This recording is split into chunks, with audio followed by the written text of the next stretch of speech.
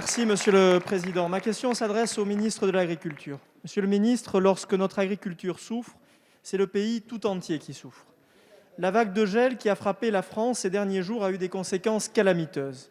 Les pertes pour nos viticulteurs, nos arboriculteurs, nos maraîchers et nos grandes cultures sont désastreuses. Je veux dire ici, à nos agriculteurs, notre soutien sans faille. Une telle calamité nous place face à une urgence vitale. En Occitanie, 70 à 100 % des cultures ont été détruites par le gel.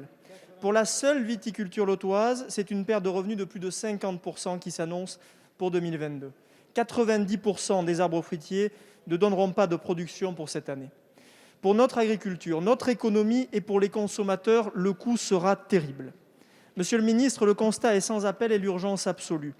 Les déclarations traditionnelles et les mesures d'ordre technique ne suffiront plus.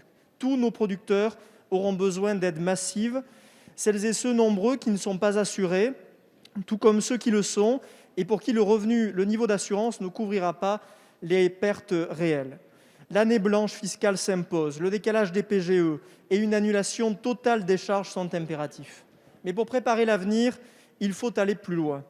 Notre nation doit s'organiser durablement pour faire face à ces aléas climatiques de plus en plus fréquents et de plus en plus violents. Il nous faut une stratégie de long terme, la réforme du régime de calamité, mais aussi la création d'un fonds national auquel chaque producteur adhérerait, mutualisant budgets régionaux, nationaux, moyens des assureurs et des banques. Voilà un projet ambitieux sur lequel nous devons avancer. Monsieur le ministre, je vous en fais la proposition. Expérimentons un tel fonds préventif, pourquoi pas en région Occitanie. Notre agriculture fait face à un défi climatique nouveau. La responsabilité politique est d'être au rendez-vous. Merci.